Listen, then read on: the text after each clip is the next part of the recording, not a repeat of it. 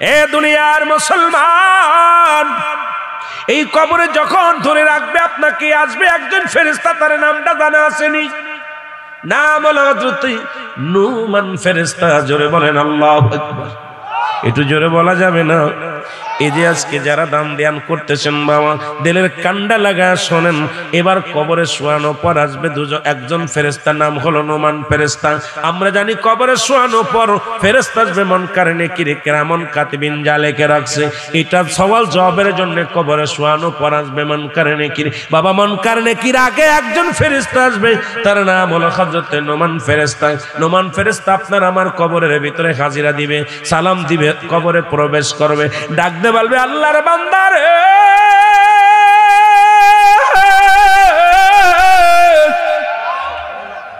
ওঠো ওঠো, আর ঘুমানোর সময় নাই। আজরাইল আলাইহিস সালাম জানটা বাইর করেছে, আমি তোমার রূহটা দিয়ে গেলাম। রূহ দেওয়ার জন্য কবরে হাজির হবে ওই ফেরেশতার নাম হলো নুমান ফেরেশতা। রূহটা চিয়া পৌঁছাই দিবে, বাবারে পৌঁছাই দিয়ে বলবে বান্দা ওঠো, আজ থেকে আর তোমার আর তুমি মৃত্যু হবে না, কিয়ামত পর্যন্তই রূহের জগতের আযাব গজব শুরু হবে, শান্তি শুরু হবে। এই দুনিয়া থেকে বিদায় হয়ে আসছো, কবর জগতের রূহটা তোমারে পৌঁছায়া দিলাম গো, আজ থেকে শুরু হয়ে গেল রূহের উপরে আযাব। এবার ডাক দে বল বান্দা ওঠো। দুইটা কাগজ থাকবে বাদান নুমান ফেরেশতার হাতের ভিতরে, দুই টুকরা কাগজ থাকবে। এক টুকরা কাগজে হাতের মধ্যে দিয়া বলবে বান্দা এই নাও, বান্দা এটা নাও। বলবি এটা কি? কয় তোমার 60 বছরের জিন্দেগি, তোমার 80 বছরের জিন্দেগি, 90 বছরের জিন্দেগি, 105 বছরের জিন্দেগি হাতের মধ্যে নিবে। নিয়া দেখবে কত রাকাত নামাজ তুমি পড়েছো, কত জায়গা দান ধ্যান করেছো, কত জায়গা তুমি ভালো কাজ করেছো, কোরআন তেলাওয়াত করেছো, রোজা রাখছো, নামাজ পড়ছো, দুনিয়ার মধ্যে ভালো যত কর্মগুলো করেছো রে বান্দা, এই কাগজের মধ্যে লেখা। বড় আশ্চর্য হয়ে যাবে। বান্দা বলবে এত আমল করেছি, বলবে হ্যাঁ। এবার তুমি এটা লিখে দাও, তোমার নিজ হাতে লিখে দাও। এটা লিখে রাখছে কিরামান কাতিবিন। ভালো করে জেনে নেন রে দরদি বান্দারা, এত বাড়াবাড়ি করো, এত মস্তানি করো কেন রে মুসলমান? এই কিরামান কাতিবিন লিখে রাখছে যেটা, এটা নিজ হাতে লেখো। ডাকতে বলবে ফেরেশতারে আমার কাছে কলম নাই। বলবে কলম তোমার ডান হাতের শাহাদাত আঙ্গুল মুবারক, এই আঙ্গুল হবে কবরের মধ্যে কলম। বল বান্দা বলবে ফেরেশতারা রে, আমি কলম পাইলাম, কলমে তো কালি নাই। বলবে কালি হলো তোমার মুখের থুতু মুবারক, এই গালের মধ্যে যত থুতু মুবারক আছে এটা হলো কালি। বলবে বান্দা আমি কলম পাইলাম, কালি পাইলাম, এখন কাগজ পাইব কই? 3 টুকরা কাপড়ের কাপড় দেয়া হয়, এক টুকরা কাপড়ের কাপড় টান দিয়ে গা থেকে খুলে নিবে। নিয়া বলবে বান্দা এই নাও তোর কাপড়ের কাপড় হবে তোর কাগজ, লেখা শুরু করো বান্দা। সঙ্গে সঙ্গে নিজ হাতে লেখা রাখবে। আজকে তো কিরামান কাতিবিন লিখে রাখতেছে রে বান্দা, এটা কিন্তু কবরের ভিতরে নিজ হাতে লেখা রাখবে, নিজের আমল নামা নিজেরই লেখা লাগবে।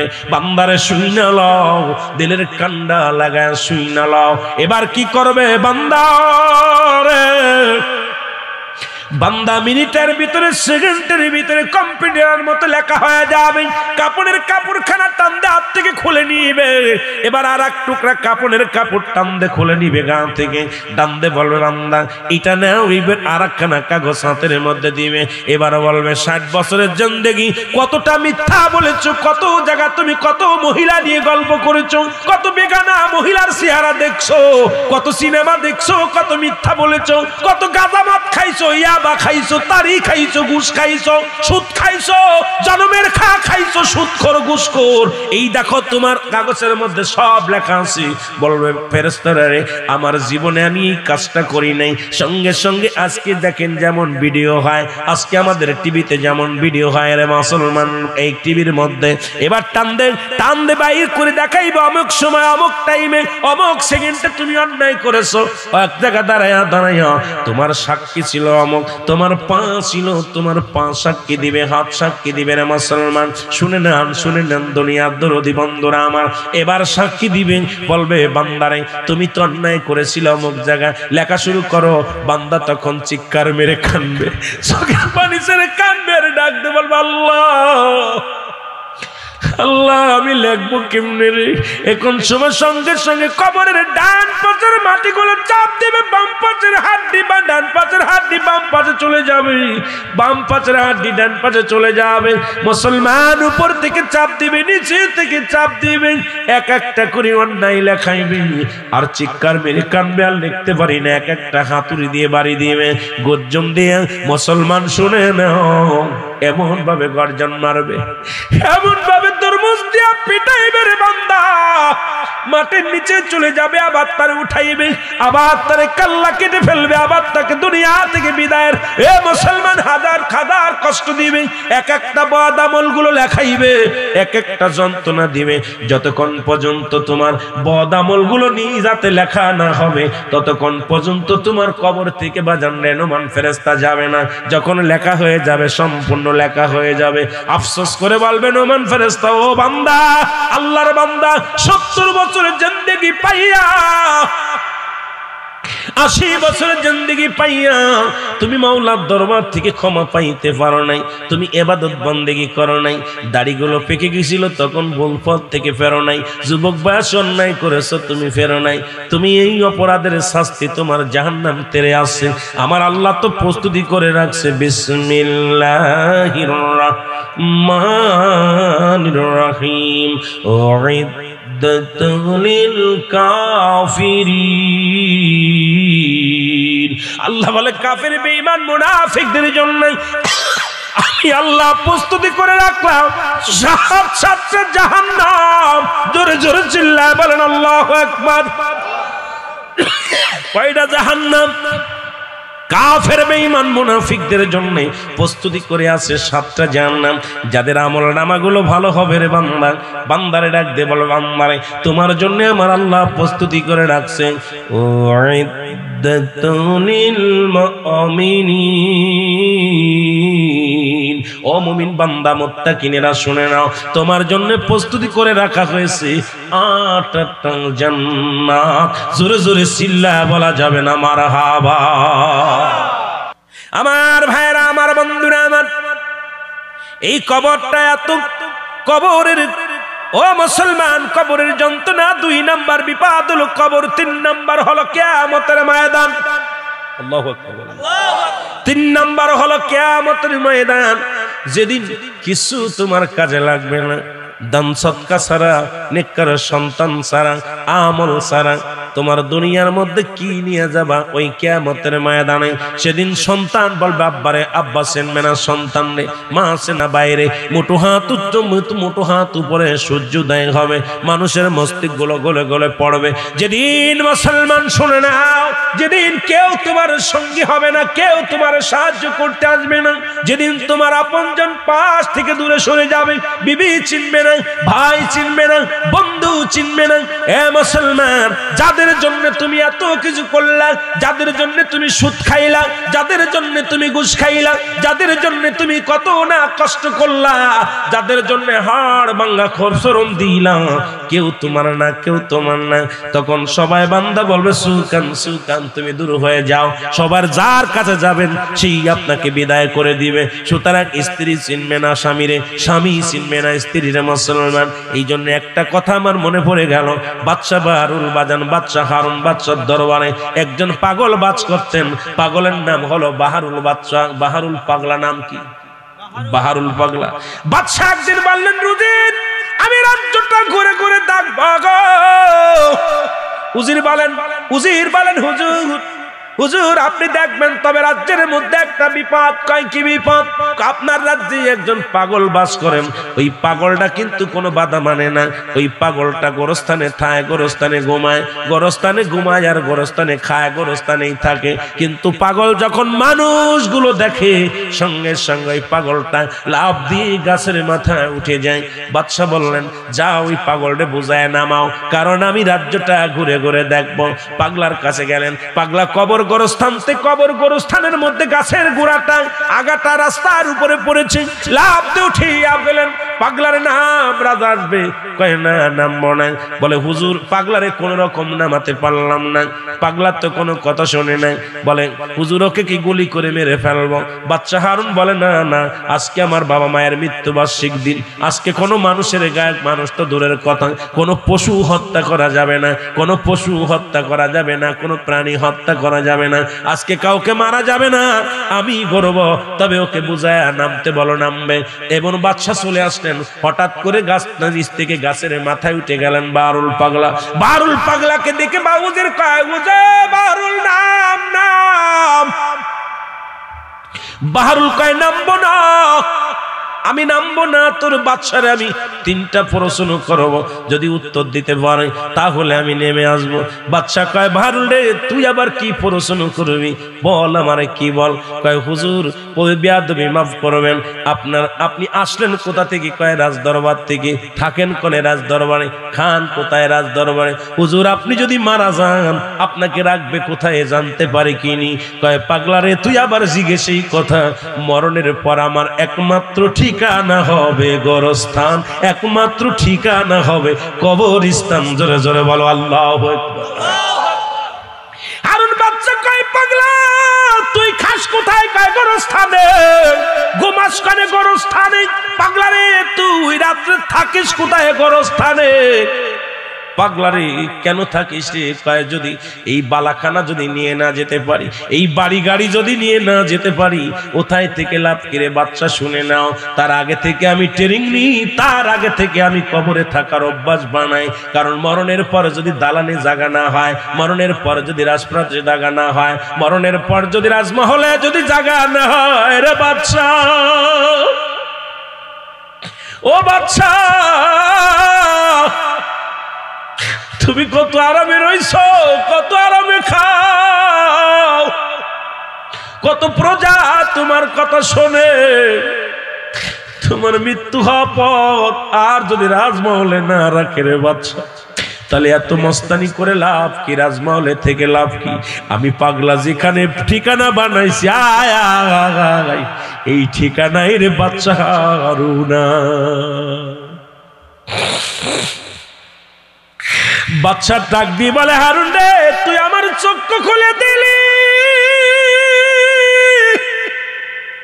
আমি আজ থেকে আর কোন প্রজারে কষ্ট দিব না, আমি এই রাজমহল নিয়ে আশপাশ থেকে আর কোন আমৃত্যু করব না। আমার আর বুঝতে বাকি নাই, যদি শেষ নিঃশ্বাস পরে, যদি বিদায়ের পরে যদি এই রাজমহলে জাগা না হয় রে, মৃত্যুর পরে যদি আমার এই রাজপ্রাসাদের যদি জায়গা না হয়, ও পাগলা তুই আমার চক্ষু খুলে দিলি।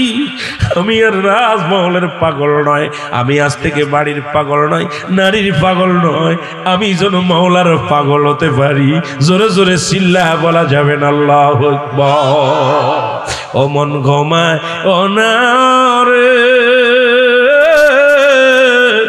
নাম জপ মওলার, একদিন ঘুমাইবি রে মন, কবর মার ঝাড় মন। ঘুমায় না রে বলেন মন, ঘুমায় না রে, নাম জপ মওলার, একদিন ঘুমাইবি রে মন, কবর মা ঝাড় মন। বাড়ি গাড়ি সুন্দর নারী সব ছাড়িয়া বিদায় নিবিও, ও তোর স্বর্ণ খাঁচা রহিবে পড়ে, তোর স্বর্ণ খাঁচা রহিবে পড়ে, কে দিবে পাহারা রে মন। ঘুমায় না রে বল মন, ঘুমায় না রে,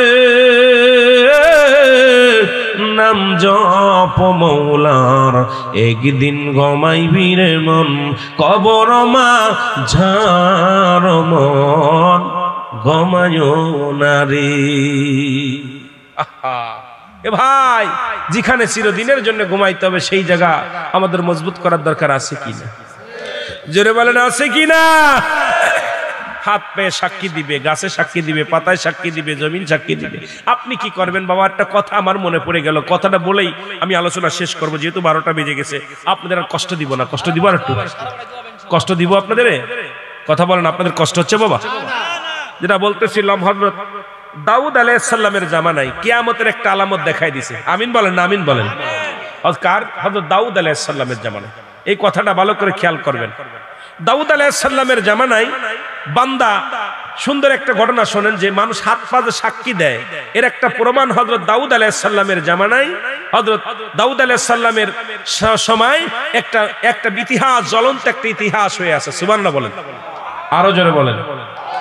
একদল লোক এসে বলেন, হে দাউদ আলাইহিস সালাম, আপনার বনি ইসরাইলের লোকেরা এসে বলেন, হুজুর আপনার কাছে আমরা জানতে চাই কিয়ামত সম্পর্কে আমাদেরকে একটু বুঝান, একটু জানান, অবজ্ঞ করেন।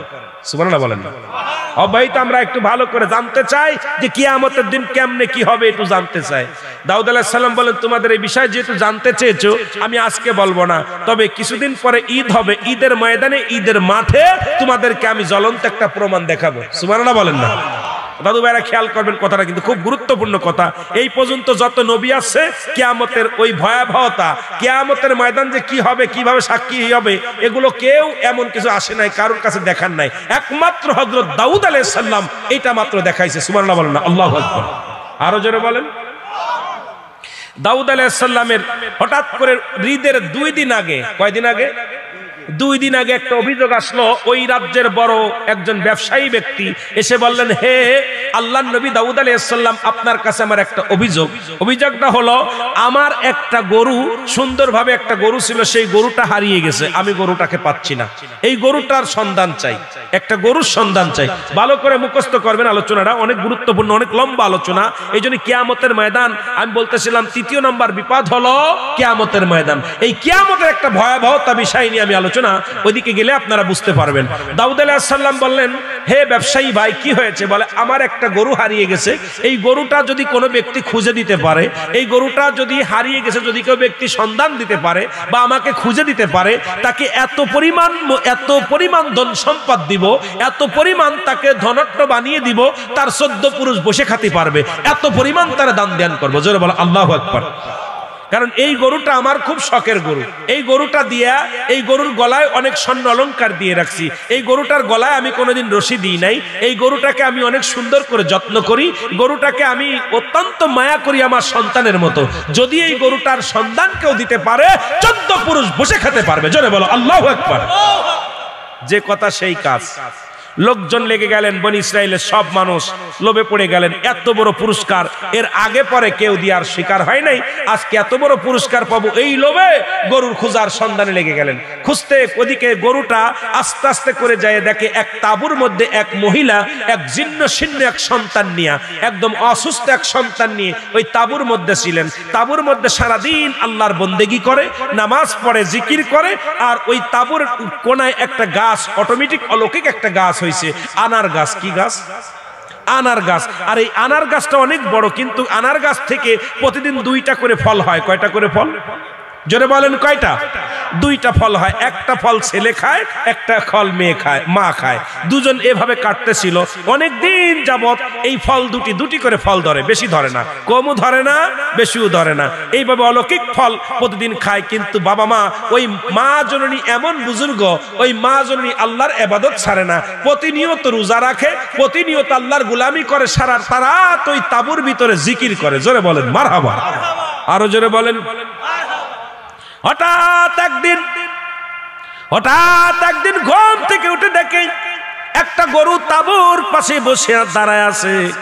গরুটা কোনো নড়াচড়া দেয় না। সন্তান বলে, মা, ও মা, একটা গরু আমাদের তাঁবুর সামনে এসে দাঁড়ায় আছে।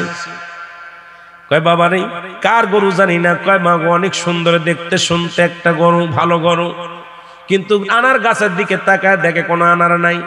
ওদি যেদিন গরুটা দরজায় পৌঁছেছে, ওদিন থেকে আনার ধরা বন্ধ হয়ে গেছে।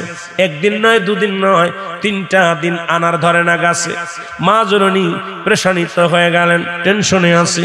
আল্লাহ 2টি করে আনার ধরে, প্রতিদিন এই আনার 2টি খাইয়া কলিজার টুকরা সন্তানকে নিয়ে জীবন যাপন করি, তোমার জিকির করি, সারা রাত ভরে তোমার বন্দেগী করি। আল্লাহ আজ 3টা দিন আনার গাছে আনার বন্ধ হয়ে গেল, এখন যদি কলিজার টুকরা সন্তান না খেয়ে মারা যাবে, আল্লাহ আমি মেয়ে মানুষ, আমি কি করব? তুমি আমার একটা বুদ্ধি দাও। চোখের পানি ছেড়ে কাঁদতে লাগলেন। গরুটার জবান খুলে গেছে, গরুটা ডাকতে বলে মা মা মা গো, আল্লাহু আকবার বলে, মা গো আমি গরু তোমাকে বলতেছি ওই আনার গাছে আর আনার ধরবে না। কেন ধরবে না মাগো? তুমি আমার জবাই করো, জবাই করিয়া গোস্তগুলো কাবাব বানায় খাও, কারণ আমাকে তুমি জবাই করো, জবাই করিয়া গোস্তগুলো খাও গো মা। জোরে বলেন সুবহানাল্লাহ। গরুর জবান দিয়া যখন বাইর হয়ে গেলেন এই কথাটা, ওই মেয়ের ছেলে এবং মেয়ের 2 মহিলা এবং তার সন্তান দুজনই আশ্চর্য হয়ে গেলেন গরুর কথা শুনিয়া। আরে গরুতে নিজেই বলে জবাই করতে, কাবাব বানায়া খাইতে। মা বলে বাবা পরের মাল খাওয়া যাবে না, এটা যতই হুকুম দিক খাওয়া যাবে না, না খেয়ে থাকবো, আল্লাহর গোলামি করব। ছেলে বলে মা গো গরু তো নিজেই বলছে জবাই করতে, তাহলে আমরা কেন খাবো না, জবাই করে খাই। মা গো আজ 3টা দিন আনারও ধরে না, ক্ষুধার যন্ত্রণা লাগছে, মা গো একটু গরুটা জবা করে আমরা কাবাব বানায় খাবো। সঙ্গে সঙ্গে ছেলে আর মা দুজনই পরামর্শ করিয়া গরুটা জবাই করলেন, জবাই করিয়া কাবাব বানাইয়া খাইলেন, বাকি গোস্তগুলো রেখে দিলেন। আর এদিকে মুসলমান বনি ইসরাইলের গোয়েন্দা বিভাগের এক মহিলা খুঁজতে খুঁজতে ঠিকই গরুর সন্ধানে জায়গা মতো পৌঁছে গেলেন। এসে বলে তাঁবুর ভিতরে এসে বলে গোস্ত দেখিয়া বলে আপনি গরু জবাই করছেন, আমাকে একটু গোস্ত দেন। মেয়েটা বলে আপনার যতগুলো লাগে আপনি নিয়ে যান, অতিরিক্ত নিবেন না, আপনার যেটুক লাগে সেইটুক লবেন, আপনার ফ্যামিলির জন্য যেটুক লাগে সেইটুক নিবেন, বাকি কিন্তু নিবেন না। গোস্তটা নেওয়ার কথা শুনিয়া মহিলা কি করলেন, কিছুটা গোস্ত নিলেন, কাল্লাটা নিয়ে চলে গেলেন, যা ওই ব্যবসায়ীর কাছে চলে গেলেন, যা বলে হুজুর এই দেখেন আপনি এত স্বাদের গরু, এত শখের গরু, এই গরুটা যে আপনি এত শখ করে লালন পালন করলেন, এই গরুটাকে আপনি যত্ন করেছেন, গরুটাকে ভালোবাসেন, গরুটাকে তো জিন্দা নাই, গরুটাকে জবাই করেছে। ওই মহল্লার মধ্যে তাঁবুর মধ্যে মা সন্তান থাকে, ওই দুজন ছেলে মা মিলিয়া আপনার গরু জবাই করে খেয়েছে। আমি গোস্ত এনেছি এবং কাল্লাটা আপনার কাছে এনেছি। এবং এইবার ব্যবসায়ী কি করলেন, হযরত দাউদ আলাইহিস সালামের কাছে অভিযোগ দিলেন, চলে গেলেন হুজুর আমি আপনার কাছে বিচার দিছিলাম, আমার গরুটা জবাই করেছে ওই তাঁবুর মধ্যে যে মেয়েটা থাকে, ওই মেয়ে আর মেয়ের মা বাবা সন্তান দুজন মিলিয়া গরুটাকে জবাই করিয়া কাবাব বানায় খাইছে। দাউদ আলাইহিস সালাম বলে ওদেরকে গ্রেফতার করে নিয়ে আসো। গ্রেফতার করে আনা হলো। গ্রেফতার করে আনা পর মেয়েটাকে জিগায়, মেয়েরে তুমি কেন গরু অন্যের গরু জবাই করলা? বলে হুজুর বেয়াদবি মাফ করবেন, আমি গরিব মানুষ, আমি অনাহারে, আমি অসহায় মানুষ, 3 দিন যাবত আমার খাবার কিছু ছিল না হুজুর, 3 দিন যাবত আমার অসুস্থ ছেলেটাকে নিয়ে না খেয়ে আসি, আর গরুটা তখন বারবার অনুনয় বিনয় করেছিল আমাকে জবাই করেন, আমাকে জবাই করে গোস্ত কাবাব বানায় খান, এই গরুর হুকুম নিয়ে আমি জবাই করেছি। লোকজন যত বনি ইসরাইল যত লোকজন ছিল সবাই হাসাহাসি শুরু করলেন, সবাই বললেন মেয়েটা পাগল হয়ে গেছে, কোনদিন কি গরু কথা বলতে পারে, আর গরু কোনদিন এইভাবে বলতে পারে আমাকে জবাই করো? এই কথা শুনিয়া সবাই যখন হাসাহাসি শুরু করে দিলেন, জোরে জোরে চিল্লায়া বলা যাবে না আল্লাহু আকবার। লোকজন হাসাহাসি শুরু করছে, কি মিথ্যা কথা বানোয়াট কথা বলে, গরু কোনদিন এই কথা বলে? ওদের মৃত্যুদণ্ড হবে, একবার শেষ করে দিতে হবে। এর মধ্যে জিবরিল আমিন এসে বলে হুজুর আপনি তো বিচার করতেছেন, এই ব্যাপারীর কথা শুই না ধনী ব্যক্তির বিচার করতেছেন, আজকে ওকে ফাঁসি দিবেন, রায় দিবেন, মৃত্যুদণ্ড দিয়ে দিলেন। ওই ব্যাপারীর কাছে জিজ্ঞেন এই গরুর মালিক কে? আল্লাহু আকবার। আল্লাহ নবী দাউদ আলাইহিস সালাম ডাক দিয়ে বলে ব্যাপারী রে, এই গরুটার মালিক কে? ব্যাপারী বলে হুজুর আপনি কি পাগল হইলেন, এই গরুর মালিক আমি। গরুটা 60টা বছর পরে আমি মানুষ করি, কয় বছর? 60 বছর পরে আমি যত্ন করি, অনেক ভালোবাসি, তার গায়ে কোনো তার গলায় রশি দিই না, স্বর্ণ অলংকার দিয়ে তারে পরিয়ে রাখছি, গায়ের ভিতরে সুন্দর পশমটার যত্ন করি, গাটার যত্ন করি, সুন্দর খাওয়ায়। এই গরুটা আমার গরু, আবার গরুটা কার হবে? জিবরিল আমিন বলে হুজুরও মিথ্যা বলেছে, আবার জিগানোর গরুটা কার, মালিক কার? কয় মালিক কার? সত্য করে বলো। বলো হুজুর আমি মালিক। জিবরিল আমিন বলে হুজুর আল্লাহ পাক হুকুম দিছে গো, ওর জবানটা বন্ধ করে দেন, চোখ দুটি বন্ধ করে দেন। আল্লাহু আকবার বলেন। ওর হাত দিয়ে সাক্ষী দিবে গরুটা কার। ও যে পাও দিয়ে গরুটা আনছে, গরুটা পাও দিয়ে সাক্ষী দিবে গরুটা কার। সঙ্গে সঙ্গে দাউদ আলাইহিস সালাম বললেন, আল্লাহ এই লোকটার জবান বন্ধ করে দাও, এই লোকটা ব্যবসায়ীর লোক, মুখটা বন্ধ করে দাও, চোখ দুটি বন্ধ করে দাও। সঙ্গে সঙ্গে চোখ দুটি বন্ধ করে দিলেন, মুখটা বন্ধ করে দিলেন। সঙ্গে সঙ্গে আবার জিবরাইল আমিন বলেন, হুজুর ওকে জিগান ওর পা বলে দিবে গরুটা কার, ওর হাত বলে দিবে গরুটা কার। সঙ্গে সঙ্গে আল্লাহর নবী দাউদ আলাইহিস সালাম হুকুম দিলেন হাত।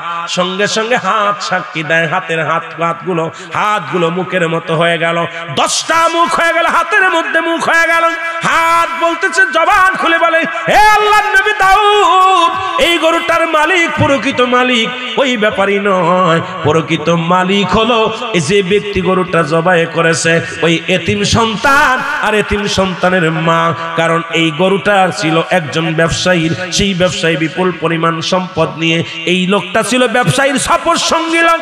দুজনকে নিয়ে যখন এ মুসলমান রোম সম্রাটের দিকে ব্যবসার জন্য রওনা দিয়েছিল, সিরিয়ার দিকে যখন ব্যবসায়ের জন্য রওনা দিয়েছিল, তখন সুযোগ বুঝে ওই লোকটা তার মালিককে মেরে ফেলেছে। মেরে সোনা দানা অলংকার যা যা ছিল, ধন সম্পদ সব নিয়ে উনি ধনী হয়ে গেছে।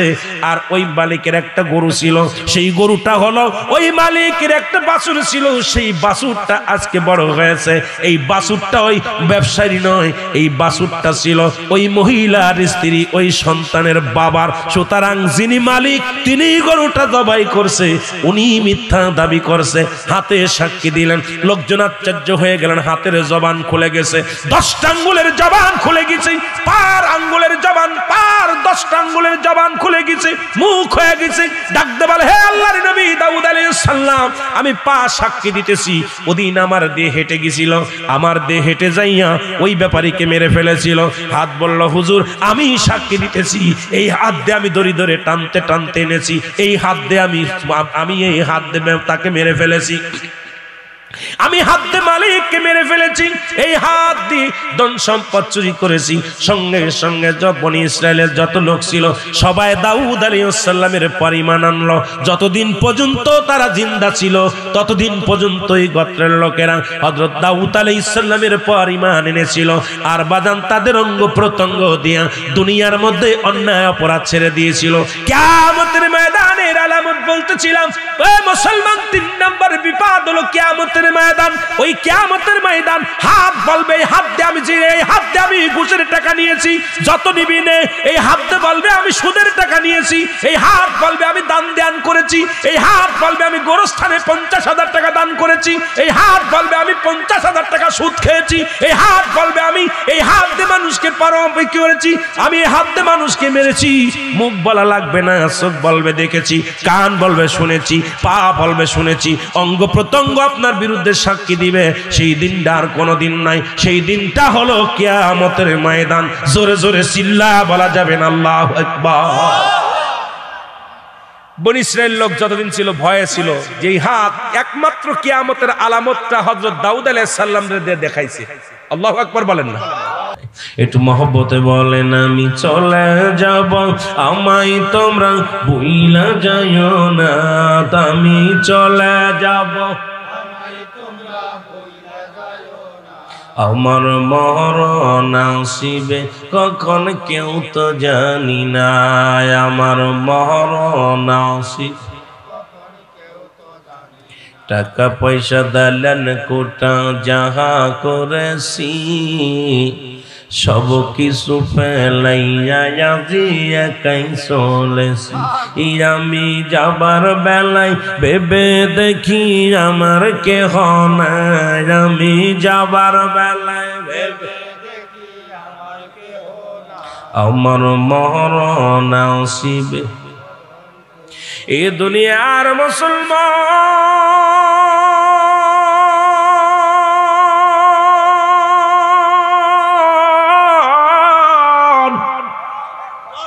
আমি বলতেছিলাম কে কখন চলে যাব কেউ বলতে পারি না রে। এই দুনিয়ার মাসের চলে যেতে হবে, থাকার জায়গা না, যদি বলেন ঠিক কিনা। মানুষের মৃত্যু হয় দুইটা টাইম, একটা হলো রাতের বেলা আর একটা হলো দিনের বেলা। বান্দারে মরণ হয় মানুষের দুইটা টাইমে, একটা হলো রাতের বেলা, একটা হলো দিনের বেলা। বান্দারে দিন শেষ করেছো, মৃত্যুবরণ করো নাই। এই দিনের শুরু হয়, আল্লাহ কয় বান্দা আমি দিন শুরু করে দিলাম নামাজ দিয়া, রাত শুরু করে দিলাম নামাজ দিয়া। বান্দারে দিনের শুরু হলো ফজর। বান্দারে ফজরের 2 রাকাত সুন্নাত নামাজ যখন কোন বান্দা আদায় করে, আমার নবীজির প্রেমিক হয়ে যায়। আজকে নবী নবী বইলা চিল্লাও, কিন্তু ফজরের সুন্নাত নামাজ পড়ো নাই, মুখের দাড়ি রাখো নাই। কেমনে তুমি নবীর সুন্নাত নবীর প্রেমিক বইলা দাবি করো রে মুসলমান? এ দুনিয়ার মুসলমান শুনে নাও, এবার 2 রাকাত ফরজ নামাজ তুমি যখন আদায় করলা, আল্লাহ কয় বান্দারে তুই আমার গোলাম হয়ে গেলি। এখন দিনের মধ্যে যদি তোর মৃত্যু হয়, বান্দারে তুই হলি আমার নবীর প্রেমিক, আমি মাওলার গোলাম। জোরে জোরে চিল্লা বলা যাবে না আল্লাহু আকবার। এই আমি চলে যাব, আমায় তোমরা ভুইলা যাইও না, আমি চলে যাব। আরো জোরে বলেন আমি চলে যাব, আমায় তোমরা ভুইলা যাইও না।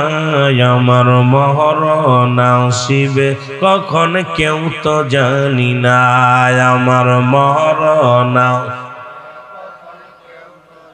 এই পৃথিবী চিরদিনই থাকার জায়গা নয়, অন্ধকার কবর যে তোমার আসল ঠিকানায় রে মানুষ, অন্ধকার কবর যে তোমার আসল ঠিকানা। এই আমি চলে যাব, আমায় তোমরা ভুইলা যাইও না, আমি চলে যাব, আমার মরণ আসিবে। এই দুনিয়ার মুসলমান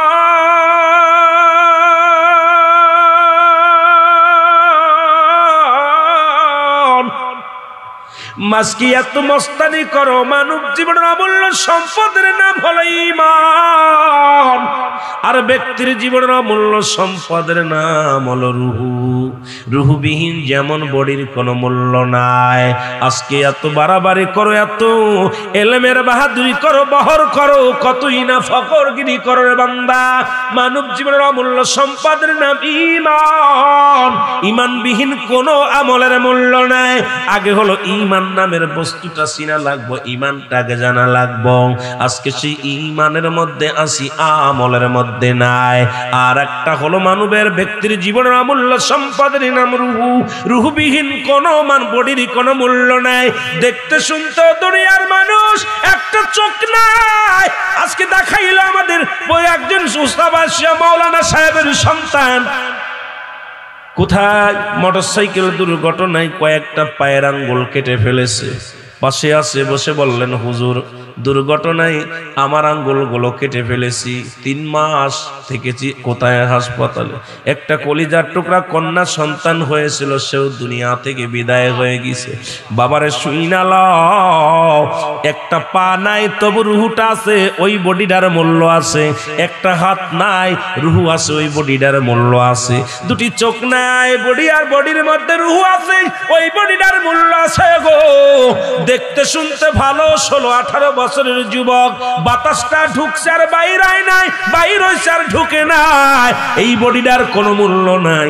এই জন্য মানব জীবনের অমূল্য সম্পদের নাম ঈমান, আর ব্যক্তির জীবনের অমূল্য সম্পদের নাম হলো রুহু। রুহুবিহীন যেমন বডির কোনো মূল্য নাই, ঈমানবিহীন কোনো আমলের মূল্য নাই। জোরে জোরে চিল্লা বলা যাবে না আল্লাহু আকবার। একটু মহব্বতের দুরূদ শরীফ পড়েন, আল্লাহুম্মা। মাইকের এরা বলি ওয়াজ করব কি, আবার যদি ঢ্যাপঢ্যাপ আলোচনা করা যায়। তোমার বারবার বললাম জেনারেটর বাড়াইতে হবে, তাদের টান দিলে লাইট কমে যায়, বোঝো কিছু? মাইকে টান দিলে ভোল্টেজ কমে যায়। ওলায়ালি আমার ভোল্টেজের সাইডে তোমার দুর্বল হয়ে গেছে জেনারেটর ভোল্টেজ বাবা যাও ওলায়ালি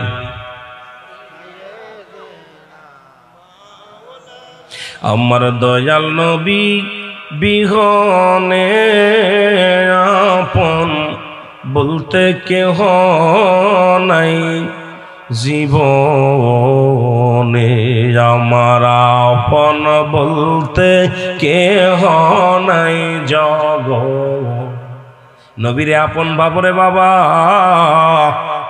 আর আমল করো আমার খোদা তাআলার একটু মহব্বতে বলেন দয়াল নবী বিহনে আপন বলতে কেহ নাই জগতে বলেন আপন বলতে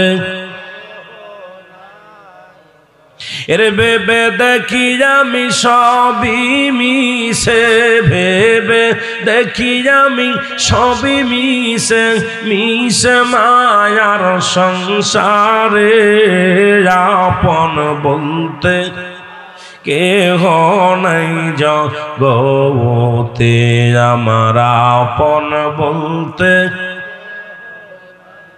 ও নবী ও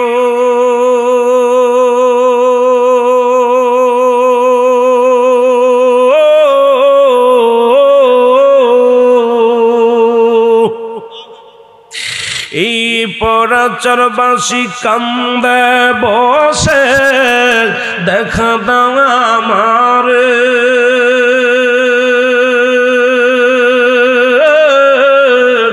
কন্দসেতে পাইনি গদিদার নবী বলো আমারি এই জামালপুরবাসী দিশে হারা নবী জামালপুরবাসী দিশে হারা নবী দিদার সাই সব গোলা মে আপন বলতে কেহ নাই জগতে আমার আপন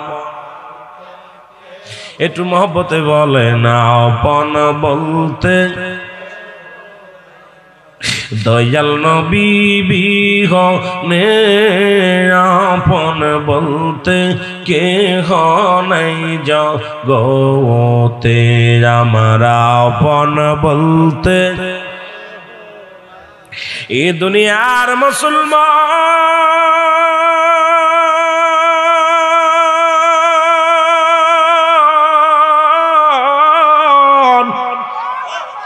আল্লামা মুফতি আমজাদ আলী সাহেব একটা কিতাব লেখলো কিতাবের নাম বারে শরিয়ত এই কিতাবের মধ্যে উনি লিখতে যা বললেন দুনিয়ার মানুষ শোনো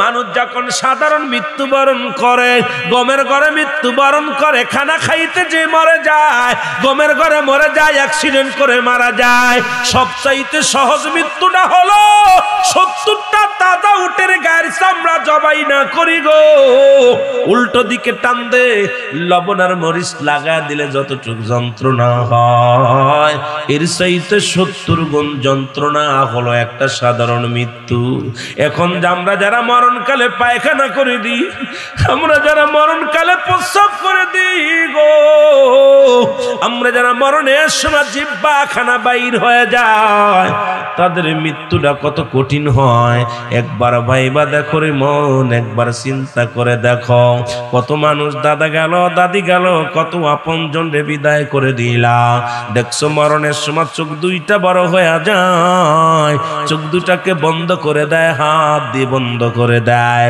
জিহ্বা খানা বাইর হয়ে যায় জিহ্বাটা তোমার গালের ভিতরে ঢুকায়া দেয় এত বড় হয়ে যায় তাদের মৃত্যুটা কত কঠিন হয় এক নম্বরে আমি বলতেছিলাম এই জন্য মুসলমান 3টা বড় বিপদ নাম্বার 1 হলো মানুষের মরণ নাম্বার 2 হলো কবর নাম্বার 3 হলো কিয়ামতের ময়দান 1 নম্বরে বিপদ হলো মানুষের মরণ আল্লাহর কাছে ডাক দিয়ে বলবেন আল্লাহ আমাদের মরণটা তুমি সহজ করে দিও জোরে জোরে চিল্লায়া বলা যাবে না আল্লাহু আকবার একটু মহব্বতের সঙ্গে দুরূদ শরীফ পড়েন আল্লাহুম্মা এই মাইক ওয়াজ করলে 10 মিনিট করলে আমার অবস্থা শেষ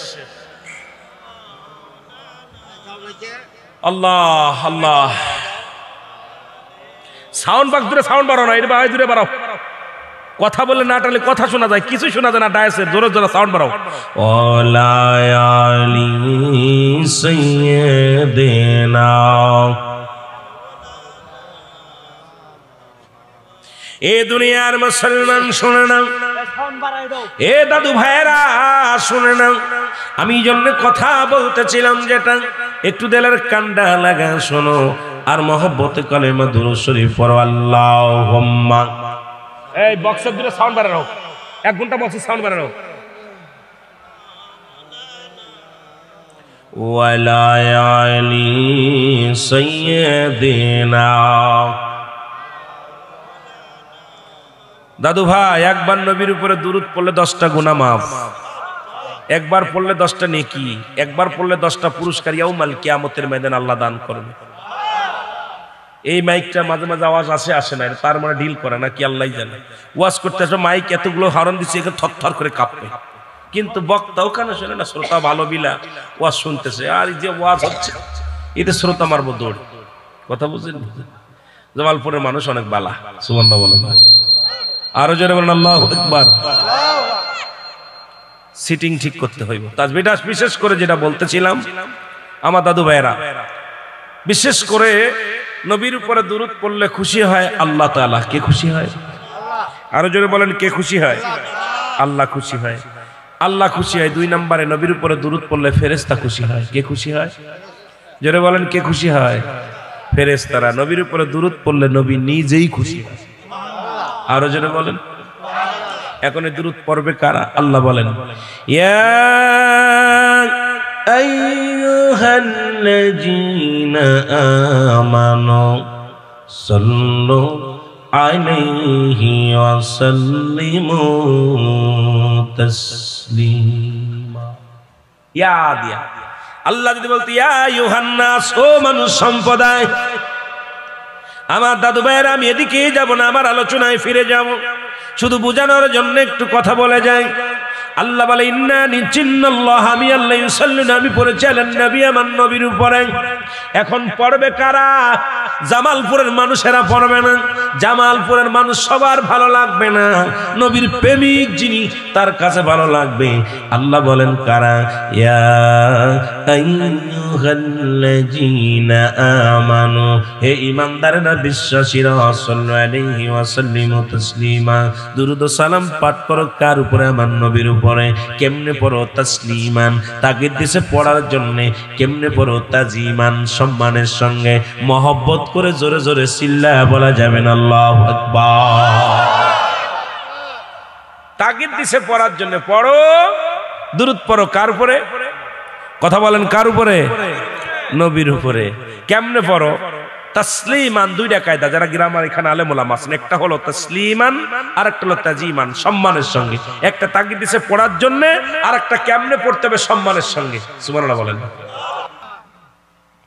আফসোস করে নুমান ফেরেশতা বলে, বান্দারে তোর কপাল পোড়া। ওই দেখ না কত সুন্দর বাগান সাজানো রয়েছে, এগুলো বান্দা তোর জন্য করে রাখছিল।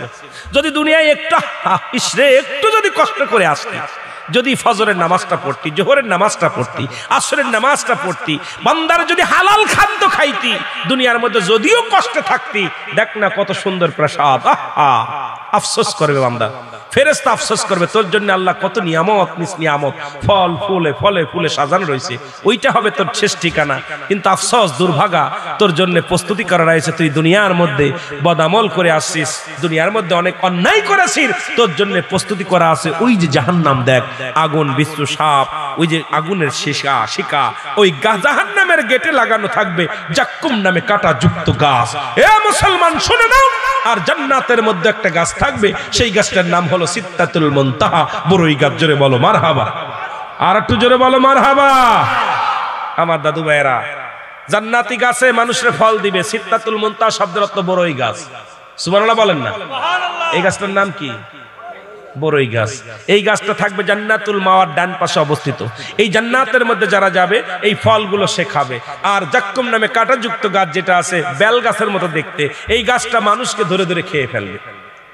জাহান্নামীরা, আমার বাবারা গভীর মনোযোগ, এই জাহান্নামে নিক্ষেপ করবে বান্দা আফসোস, এরপরে আসবে মুনকার নেকির আসবে, এইবার কবরে আসবে। যখন আফসোস করতে করতে উনি বাইর হয়ে যাবে। এ মুসলমান, কবরে যে আযাব হয় আপনারা যদি বুঝতে চান, কালকে বাড়ি যাবেন, সকালবেলা বাসায় যে একটা গরু বাঁধবেন আব্বা মার কবরের পাশে, আপনাদের গরুস্থানে কবরে গরু বাঁধবেন, ছাগল বাঁধবেন, বান্দা সুন্দর সুন্দর খাবার দিবেন, দেখবেন ওই গরুটা চারিদিকে তাকাবে আর টলমল করে চোখের পানি ছেড়ে দিবে, দড়ি ছিঁড়াছিঁড়ি করবে, আড়ালে দাঁড়ায় থাকবেন। কারণ পৃথিবীর মধ্যে একমাত্র মানব এবং দানবকে কবরে আযাব বুঝতে দেয় নাই, আর সমস্ত প্রাণী কবরে আযাব বুঝতে পারে। আল্লাহু আকবার বলেন না, আরো জোরে বলেন। ওই কবরে আযাব হবে।